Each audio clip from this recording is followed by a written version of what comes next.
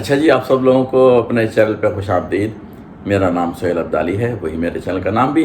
سب سے پہلے ریکویسٹ کیا پلیز تھم اپ کر دیں، اور اس کے بعد اگر تھوڑی سا حوصلہ اور پا لیں تو تھوڑا سا کمنٹ بھی چھوڑ دیجیے گا، اور سبسکرائب نہیں کیا ہے تو سبسکرائب کر ہی ڈالیں، اور اگر بات میری پسند نہیں آتی تو اپنی سبسکرپشن آپ واپس لے سکتے ہیں۔ اب میری تھوڑی سی چھوٹی سیریز شروع ہو رہی ہے ٹریولنگ کے اوپر، اور ٹریولنگ سے زیادہ امپورٹنٹ یہ ہے اس ویڈیو میں کہ میں آپ کو وہ باتیں بتاؤں جو کہ میں باہر سے آیا ہوا ہوں، اور میں پچھلے تقریباً 2.5 سال سے فیس کر رہا ہوں۔ لیکن اس سے زیادہ امپورٹنٹ یہ ہے کہ میری بیٹی نے ابھی مجھے وزٹ کیا امریکہ سے، تو میں چاہتا تھا اس کو وہ پاکستان اور وہ کراچی کا رخ دکھاؤں جو کہ اس کو انٹائز کر سکے کہ کبھی کو شاید وہ فیوچر میں لمبے عرصے کے لیے پاکستان میں آنے کے لیے رہنے کے لیے تیار ہو جائے۔ تو یہ مقصد لے کے میں چلا تھا اصل میں، اور میں نے کہا کہ ٹریولنگ کی اگلی آنے والی جو ویڈیوز ہیں اس سے پہلے میں یہ تمیز باندھوں کہ مجھے ایکسپیرینس ہوا کیا۔ اس کے بعد پھر میں اپنی ویڈیوز بھی دکھاؤں گا، کیونکہ اچھی ویڈیوز بنی ہیں کچھ نہ کچھ میرے خیال میں، تو چلیے وہ بھی آپ کو دکھاتا ہوں۔ لیکن بات یہ ہو رہی ہے کہ جب میں اس کو ایئرپورٹ لینے گیا تو وہاں سے میری کوشش پوری یہ تھی کہ اس کو ایک طرح سے وہ رخ دکھاؤں کراچی کا جو کہ اس کو پسند آئے، اور میں کافی حد تک مطمئن بھی تھا کہ دکھانے میں کامیاب ہو جاؤں گا، کیونکہ میں بحریہ میں رہتا ہوں۔ تو میں نے کہا بحریہ تو آلموسٹ کافی حد تک اچھی جگہ ہے اس معاملے میں۔ لیکن مسئلہ یہ ہو گیا کہ مجھے یہ خیال نہیں رہا کہ جب ایئرپورٹ سے لے کے چلوں گا، تقریباً رات کے 1:30 بجے کا ٹائم تھا، اور میں پورا وہ گزر کے آؤں گا ادھر اندھیروں کی گلی اور سڑکوں سے، ٹوٹی پھوٹی سڑکوں سے، اور اس کے بعد ہائی وے سے گزروں گا یہاں تک کہ میں بحریہ کے گیٹ تک پہنچوں، وہ کیسے میں اس کی نظر سے چھپا دوں۔ تو اس چکر میں مجھے اندازہ ہوا کہ واقعی بہت ساری چیزیں جو میں بہت عرصے سے اگنور کر رہا ہوں خود رہتے ہوئے یہاں پہ، میں اس سے اگنور نہیں کروا پایا۔ جب چلے ہم ایئرپورٹ سے تو راستے میں ہی جو راستہ ہم نے اڈاپٹ کیا تھا اس میں سڑکیں جو ہیں وہ ٹوٹی پھوٹی آنی شروع ہو گئیں۔ تو میں چاہ رہا تھا کہ اس کی نظر نہ پڑے، لیکن ظاہر ہے گاڑی تو حج کو لے رہی تھی، اور آگے پیچھے اوپر نیچے کر رہی تھی، ہنگامہ کر رہی تھی۔ خیر چلیں وہ تو ہوا۔ اس کے بعد جناب ہم پہنچے ہائی وے کے اوپر، اور ہائی وے پہ اس وقت ٹرکس کی بھرمار تھی۔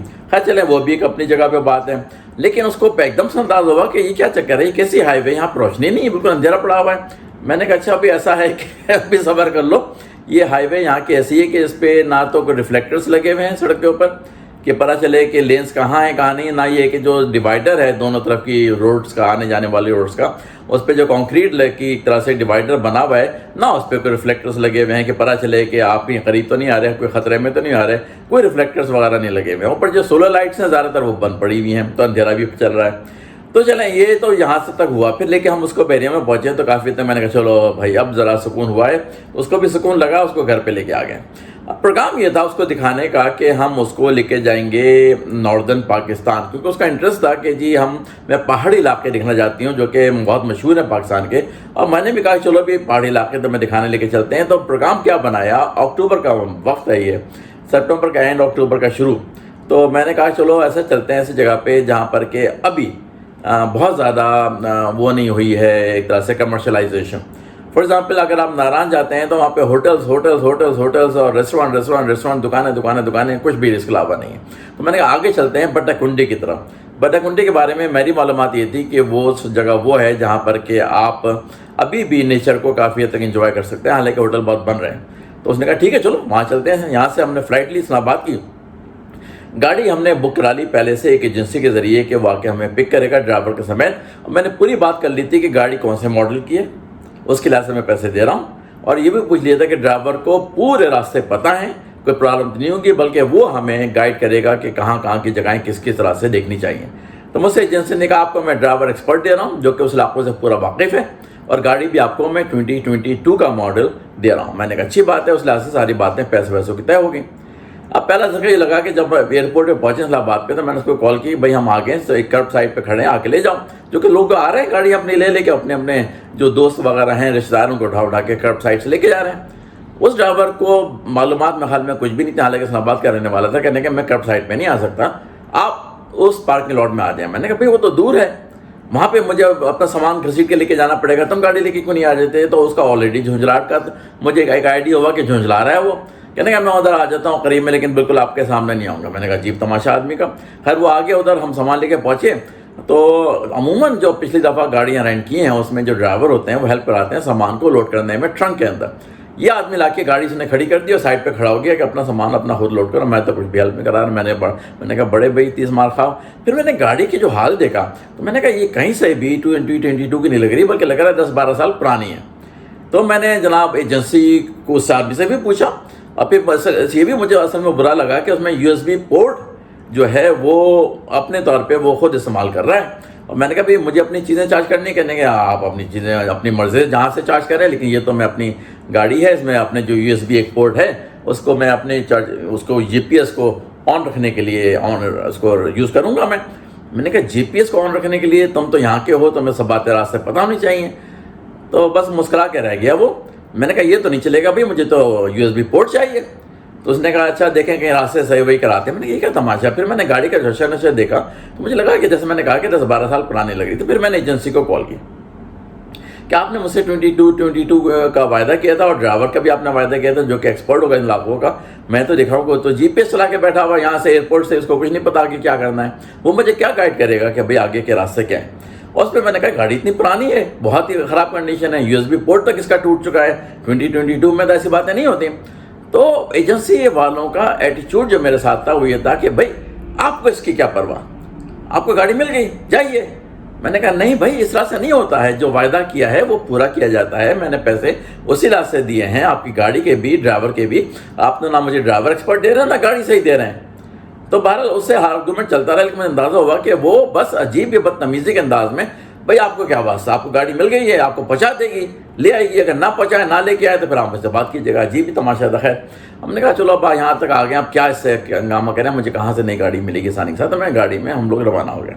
اب آگے چلے ہیں تو اب گاڑی کو اور ڈرائیور کو تو ہمیں یہ سمجھ میں آ رہا ہے کہ ڈرائیور کو کچھ نہیں پتا راستوں کا، مسلسل GPS پہ دیکھے جا رہا ہے، سر جھکا کہ کہاں جانے کہاں نہیں جانا ہے۔ میں نے کہا یہ تو عجیب تماشا ہے، میں تو ایکسپیکٹ کر رہا تھا کہ یہاں پہ وہ جگہیں بتائے گا، یہاں چلتے ہیں وہاں چلتے ہیں، یہ تو خود بیٹھا ہوا ہے بالکل ہی GPS پہ ڈیپینڈنٹ۔ آگے جا کے کیا ہوا کہ روڈز کا جو حشر ہوا ہے، جو خراب روڈز ملی ہیں مجھے، اس نے مجھے حیرت زدہ کر دیا ہے کہ یہ وہ جگہ ہیں ٹورسٹی جو کہ بہت لوگوں کو جانا چاہیے۔ آپ ان جگہوں کو اگر صحیح نہیں رکھ پا رہے تو لوگ کیسے جائیں گے گھومنے کے لیے، پھر بزنس کیسے چلے گا، لوگوں میں شوق پیدا کیسے ہوگا۔ ظاہر ہے میرے ساتھ ایک اور مسئلہ بھی تھا کہ میری بیٹی آئی ہوئی ہے امریکہ سے، میں اس کو اور اچھے انوائرمنٹ دکھانا چاہ رہا ہوں، اور میں بالکل ایکسپیکٹ نہیں کر رہا تھا کہ روڈز کا حشر اتنا ٹوٹا پھوٹا ہوگا کہ مسلسل لیفٹ رائٹ اوپر نیچے جو ہائی ویز ہیں ان پہ آپ اس طرح سے چلائیں گے بری طرح سے۔ ناران تک پہنچے، ناران سے پھر جناب کسی طرح سے بٹا کنڈی بھی پہنچے، حالانکہ ڈرائیور ناراض تھا کہ بھائی ہمارا لمبا سفر ہو گیا۔ میں نے کہا آپ کو میں نے پورے دن کے لیے ہائر کیا، اس کے میں پیسے دوں گا۔ کہنے کہ ابھی دے دیجیے۔ میں نے کہا میں تو ابھی نہیں دے رہا۔ کہنے پورے جو ہے آپ کے جو 6 دن کا ٹرپ ہے اس کی گاڑی کا رینٹ کے پیسے ابھی دے دیجیے۔ میں نے کہا بھائی میں تو ابھی نہیں دے رہا، مجھے کیا معلوم کل صبح ابھی میں پیسے دے دوں، کل صبح کو اٹھوں ہوٹل پہ تم باہر نہ کھڑے ہو۔ کہ نہیں ہم ہوں گے۔ میں نے کہا نہیں بھائی ایسا نہیں ہوتا ہے، جیسے جیسے دن گزرتا جائے گا ویسے میں آپ کو پیسے دیتا جاؤں گا۔ بہت ناراض چل رہا تھا مجھ سے وہ۔ میں نے کہا بھائی ناراض ہو تو میں کیا کروں، یہ بھی تو اصول کی بات ہے نا کہ آپ مجھ سے پہلے پورے سارے پیسے لے لیں، اس بعد اگلے دن نظر ہی نہ آئے تو میں کیا کروں گا یہ بیچ میں کھڑے ہو کے یہاں پہ۔ تو یہ بات ہو رہی تھی۔ خیر ناران سے آگے نکلے، بٹا کنڈی کے راستے میں اور زیادہ ٹوٹ پھوٹ تھی۔ بٹا کنڈی پہنچے تو پہلا ہوٹل وہاں پہ پتہ چلا کہ سارے ہوٹل بند پڑے ہیں اکتوبر میں ہی۔ اکتوبر کا مطلب ایک طرح سے سپٹمبر کا 30 آخری دن تھا، اگلا دن اکتوبر کی شروعات تھا، وہاں پہ 2-3 ہی ہوٹل کھلے ہوئے تھے۔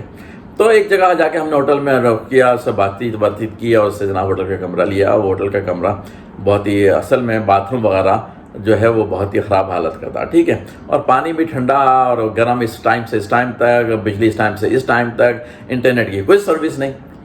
یہ چیزیں تو خیر چلیں، میں تو خود ہی پریشان ہو رہا تھا کہ انٹرنیٹ بھی نہیں ہے، پانی بھی گرم، صبح کو 7 بجے سے 12-11 بجے تک ہوگا، اور بجلی بھی رات کو چلی جائے گی 10 بجے، اس کے بعد صبح کو آئے گی، مطلب روشنی ہو جائے گی تو اس طرح سے بجلی آ جائے گی، حالانکہ صبح مطلب شام کو 6 بجے سے رات 10 بجے تک بجلی ہوگی، اور جو ہے آپ کا پانی صبح 7 بجے سے 11 بجے تک گرم ملے گا، اس کے بعد نہیں ملے گا۔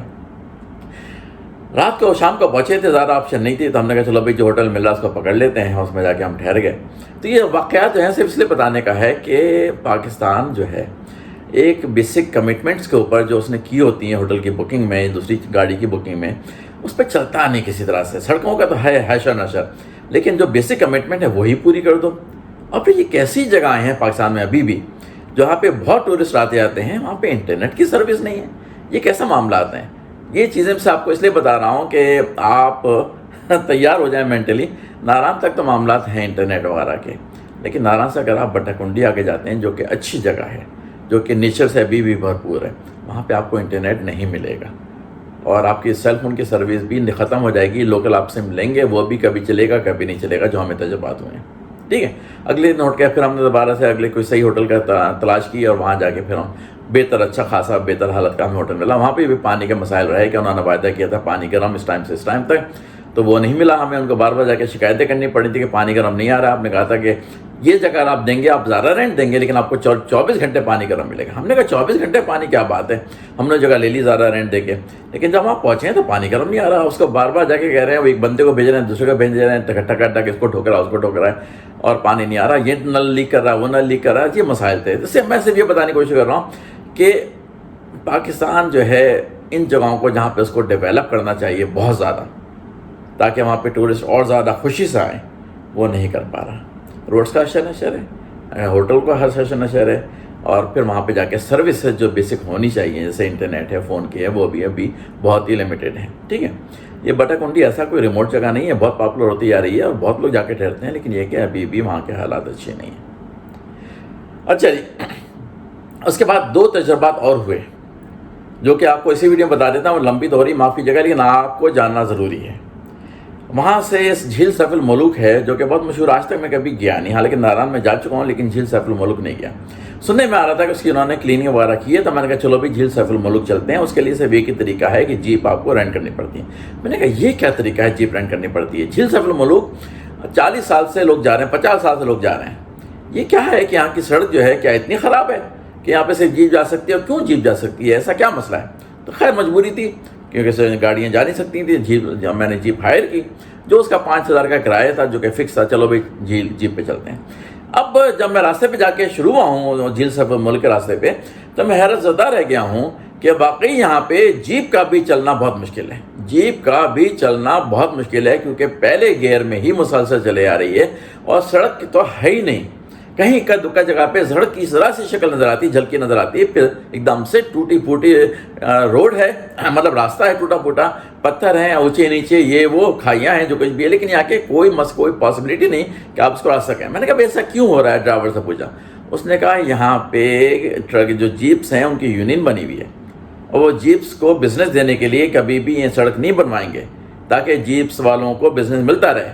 میں نے کہا یہ جناب کیا بات ہے کہ جیپس کے بزنس کے لیے آپ سڑک ہی نہیں بنائیں گے جہاں پہ لوگ آرام سے گاڑی لے کے جا سکتے ہیں گھومنے پھرنے کے لیے. اب آپ جیپس کے ذریعے جا سکتے ہیں، وہ بھی شدید تکلیف دہ سفر، کیونکہ کوئی ہے ہی نہیں سڑک. مسلسل ایک گیئر میں جب فرسٹ گیئر میں گاڑی چل رہی ہے، اوپر نیچے لیفٹ رائٹ دھچکے، تو کیا آپ اس کو انجوائے کریں گے راستے کو یا سینری کو؟ کچھ بھی مسلسل خواہش تھی کسی طرح سے جھیل تک پہنچے. تو جناب جھیل تک اسی طرح سے پہنچے تو ایک بات کا تو اندازہ ہوا کہ انہوں نے کچھ صفائی آج کل کی ہوئی ہے. جو کوڑا کرکٹ ہے بے شمار جو ہم نے ویڈیوز میں دیکھا تھا وہ ہمیں نظر نہیں آیا، اس کی ہمیں خوشی ہوئی اور اس کو اپریشیٹ کرنا چاہیے. اب ویڈیو دیکھیے گا تو ایک ینگ لڑکا تھا جو ہمارے پیچھے پڑا رہا مسلسل، اس کی محنت آخر کو رنگ لائی. لیکن یہ کہ جھیل سیف الملوک کی کوئی خرابی کی بات نہیں ہے، جھیل ہے، لیکن اس کے لیے جو راستہ ہے وہ شدید تکلیف دہ ہے. ایک تو یہ بات ہوگی. پھر دوسری چیز جو بٹا کنڈی میں مشہور تھی وہ لالا زار کی جگہ مشہور تھی کہ لالا زار جائیں. ہم نے اپنے ہوٹل والوں سے کہا ہاں جی لالا زار جائیں، جیپ والوں سے کہا ہاں جی لالا زار جائیں. میں نے کہا یہاں پہ بھی جیپ جائے گی کہ نہیں؟ ہاں جیپ جائے گی. مجھے سمجھ میں آ گیا تب تک کہ یہ راستے جو ہیں انہوں نے خود سے خراب رکھے ہوئے ہیں تاکہ گاڑی نہ جا سکے. تو ہم نے پھر جیپ دوبارہ سے رینٹ کی، تقریباً 3000 روپے میں تقریباً لگی ہمیں آنے جانے کی. وہ راستہ تو بھائی جھیل سیف الملوک سے بھی زیادہ خراب، اس قدر نیرو کہ سامنے سے کوئی چیز آ جائے تو وہ پیچھے جائے، آپ پیچھے جائیں، آپ اور آپس میں کہیں کمپرومائز کریں. اور اتنے خطرناک سڑک راستہ ہے، اس کے دونوں طرف کھائیاں ہیں کہ یہ تو مجھے سمجھ میں نہیں آیا کہ یہ لالا زار اتنا امپورٹنٹ پوائنٹ بنایا ہوا ہے انہوں نے گھومنے والوں کے لیے، اور راستہ تک صحیح نہیں کیا. کم از کم اتنا تو صحیح کر دیتے کہ جیپ بھی کنوینئنٹلی جا سکے. وہ بھی جانے بڑی مشکل ہو رہی تھی. بہت مشکلوں سے وہی پھر اشر کرتے ہوئے، موڈ خراب کرتے ہوئے اوپر پہنچے. اوپر جا کے پتہ چلا کہ ابھی سیزن نہیں ہے، یہاں پہ آنے والوں کو کوئی ضرورت نہیں تھی. مجھے نہ ہوٹل والے نے بتایا نہ جیپ والے نے بتایا کہ بھئی یہ اکتوبر کا مہینہ شروع ہو چکا ہے، اب یہاں پہ کچھ بچا نہیں ہے. خیر چلو اوپر پہنچ گئے تھے تو ہم نے تھوڑا سا ٹائم گزارا. وہاں پہ آپ کو وہاں کے مناظر بھی دکھائیں گے کہ کیا دیکھا کیا نہیں دیکھا. ڈرون بھی اڑایا وہاں پہ، وہ اس کے مناظر بھی دکھائیں گے. لیکن جناب میں بتانے کی کوشش کر رہا ہوں کہ یہ جگہیں جو ہیں جو کہ ٹورسٹ کی اٹریکشن کی بنانی چاہیے وہ نہیں بنا سک رہے ہیں پاکستان والے کسی طرح سے. اور وہی مناظر مجھے اس بیٹی کو دکھانے پڑے۔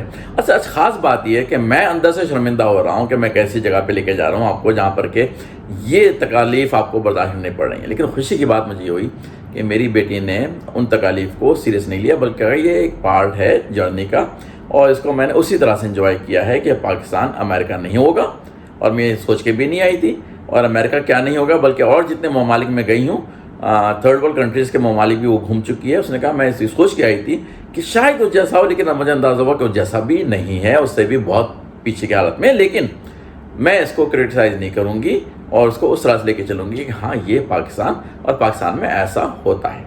چلیے جب آپ کو آگے کی ویڈیوز دکھاتے ہیں، میں نے سوری برائی کرنے کا شوق نہیں تھا مجھے، لیکن میں ایسی چیزیں کچھ دیکھ کے آیا ہوں، ایسی چیزیں کچھ مطلب سفر کر کے آیا ہوں انفارچونیٹلی، کہ اس کی وجہ سے میں نے کہا کچھ باتیں تو آپ کو بتا دوں، اگر آپ جانا چاہتے ہیں اس علاقوں میں تو آپ کو کیا کیا چیزیں فیس کرنی پڑیں گی۔ اب آپ میرے سفر کی ساری ویڈیوز دیکھیے، اس سے آگے آپ سے اگلی ویڈیو میں سفر سے ملاقات ہوتی ہے، تاکہ آپ ویڈیوز میری دیکھ سکیں، بٹا کنڈی راستہ اور بٹا کنڈی اور بقیہ وہاں کی چیزیں۔ چلیں جی، اگلی ویڈیو تک کے لیے اجازت دیجیے، اللہ حافظ۔